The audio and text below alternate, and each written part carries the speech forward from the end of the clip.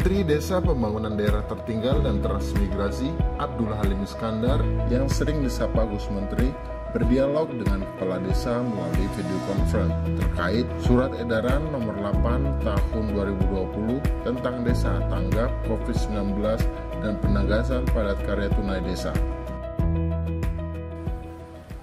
Sahabat desa yang saya banggakan, saya ingin menegaskan kembali sesuai dengan arahan Bapak Presiden, dana desa fokus untuk dua hal.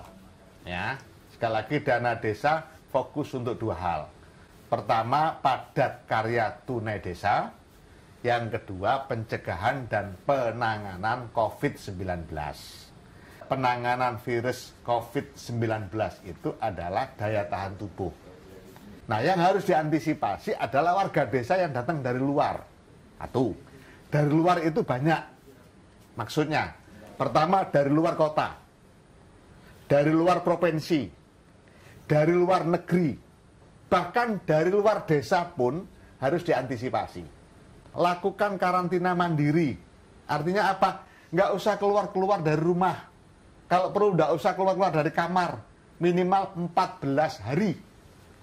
Supaya apa? Supaya kalau seandainya ada virus yang sudah masuk, itu tapi belum berkembang biak, maka selesai.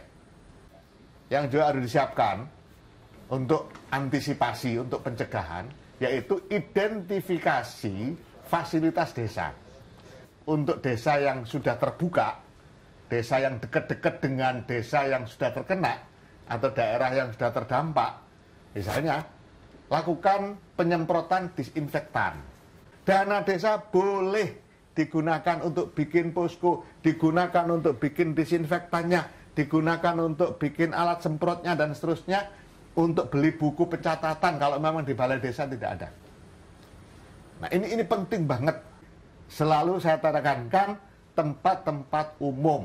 Jangan kemudian yang disemprot itu rumahnya kades dulu, jangan. Yang disemprot dengan dana desa adalah tempat-tempat umum. Balai desa, pasar desa, tempat-tempat ibadah, gereja, masjid, musola, PAUD. Nah, itu yang disemprot dulu dengan bisa menggunakan dana desa untuk pencegahan.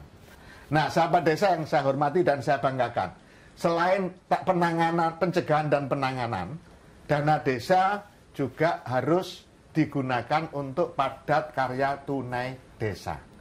Padat karya tunai desa jangan hanya terfokus pada infrastruktur. Padat karya tunai desa pertama harus melibatkan kelompok miskin, melibatkan pengangguran, melibatkan setengah pengangguran atau kelompok-kelompok marginal lainnya. Yang kedua, padat karya tunai desa upahnya harus diberikan setiap hari. Tidak boleh mingguan. Hari ini bekerja, hari ini juga mereka menerima upah. Supaya apa? Supaya bisa digunakan untuk membeli bahan makan. Bisa digunakan untuk menjaga kesehatan. Supaya tidak mudah terdampak dengan virus COVID-19. Bagi desa yang sudah APBDes-nya selesai, tapi dana desanya belum cair, lakukan perubahan APBDes. Ketika APBDes-nya tidak fokus pada dua hal ini, lakukan revisi APBDes atau perubahan APBDes.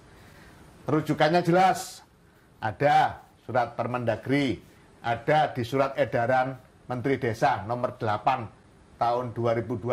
Saya yakin sudah beredar semua. Di situ ada dengan merujuk pada peraturan Menteri Dalam Negeri terkait dengan pengelolaan dana desa. Itu bagaimana melakukan perubahan APBDes. Fokus dua hal, padat karya tunai desa dan urusan COVID-19.